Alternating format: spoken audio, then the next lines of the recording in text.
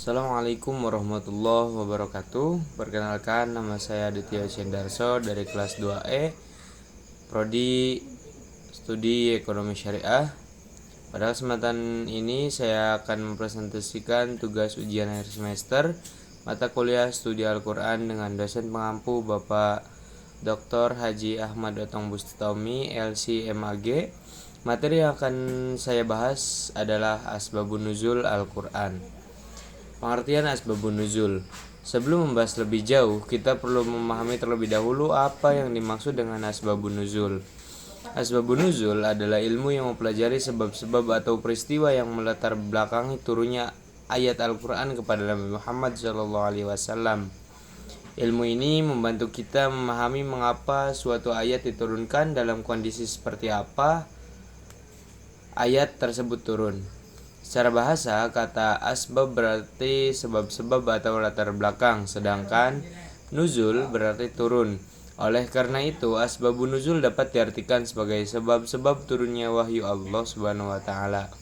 Sementara itu, secara istilah, asbabun nuzul adalah peristiwa, pertanyaan atau kejadian yang terjadi pada masa Rasulullah SAW yang menjadi sebab turunnya suatu ayat sebagai jawaban, penjelasan maupun penetapan hukum dari Allah Subhanahu wa taala. Dengan memahami sebab turunnya ayat, kita tidak hanya mengetahui isi ayat tersebut, tetapi juga memahami tujuan dan hikmah yang terkandung di dalamnya. Sejarah dan perkembangan ilmu Asbabun Nuzul. Setelah memahami pengertiannya, selanjutnya kita akan membahas sejarah dan perkembangan ilmu Asbabun Nuzul. Al-Quran diturunkan secara bertahap selama kurang lebih 23 tahun. Proses turunnya Al-Quran terbagi menjadi dua periode, yaitu periode Makkiyah ketika Rasulullah masih berada di Makkah dan periode Madaniyah setelah beliau hijrah ke Madinah. Banyak ayat Al-Quran yang turun sebagai respon terhadap berbagai peristiwa yang terjadi di masyarakat pada masa itu. Ada ayat yang turun untuk menjawab pertanyaan para sahabat, menyelesaikan persoalan, memberikan nasihat ataupun menetapkan hukum tertentu. Pengetahuan mengenai sebab turunnya ayat kemudian diriwayatkan oleh para sahabat yang menyaksikan langsung peristiwa tersebut. Di antara sahabat yang terkenal dalam meriwayatkan Asbabun Nuzul adalah Abdullah bin Abbas, Abdullah bin Mas'ud, Aisyah radhiyallahu anha, dan Ubay bin Ka'ab. Berkat riwayat para sahabat, ilmu Asbabun Nuzul berkembang dan menjadi salah satu cabang penting dalam kajian Ummul Quran. Macam-macam Asbabun Nuzul. Setelah mengetahui sejarahnya, selanjutnya kita membahas macam-macam Asbabun Nuzul. Berdasarkan hubungan antara sebab dan ayat, Asbabun Nuzul dibagi menjadi dua. Pertama, satu sebab yang melatar belakangi turunnya beberapa ayat. Artinya, satu peristiwa dapat menyebabkan Allah menurunkan lebih dari satu ayat karena peristiwa tersebut memiliki dampak yang besar bagi umat Islam. Kedua, beberapa sebab yang melatar belakangi satu ayat.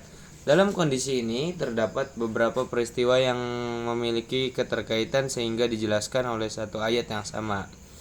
Kemudian, berdasarkan redaksi riwayatnya, Asbabun Nuzul dibagi menjadi dua jenis. Yang pertama adalah riwayat sharih, yaitu riwayat yang secara jelas menyebutkan sebab turunnya ayat sehingga tidak menimbulkan keraguan. Sedangkan yang kedua adalah riwayat muhtamilah, yaitu riwayat yang tidak secara langsung menyebutkan sebab turunnya ayat sehingga memerlukan penelitian dan kajian lebih lanjut dari para ulama. Kaidah memahami Asbabun Nuzul.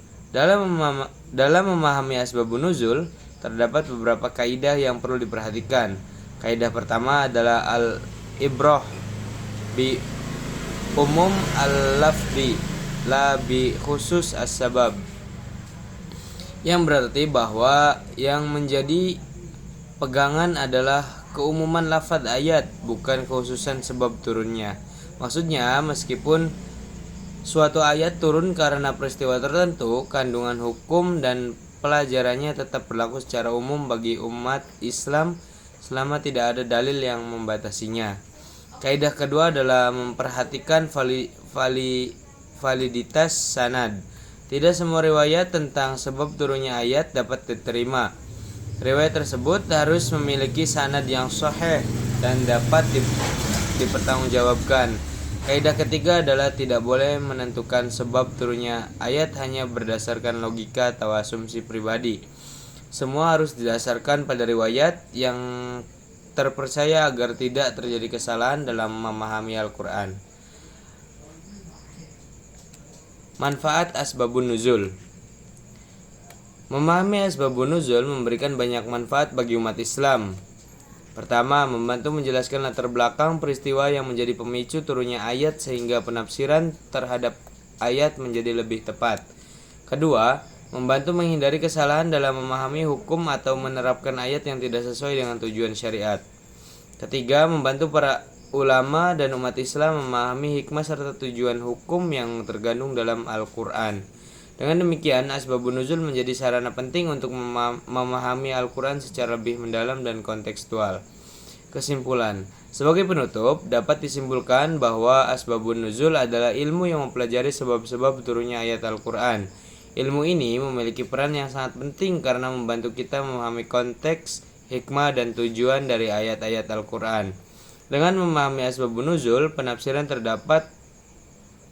terhadap Al-Quran menjadi lebih tepat sehingga ajaran Islam dapat diterapkan sesuai dengan maksud yang dikehendaki Allah SWT.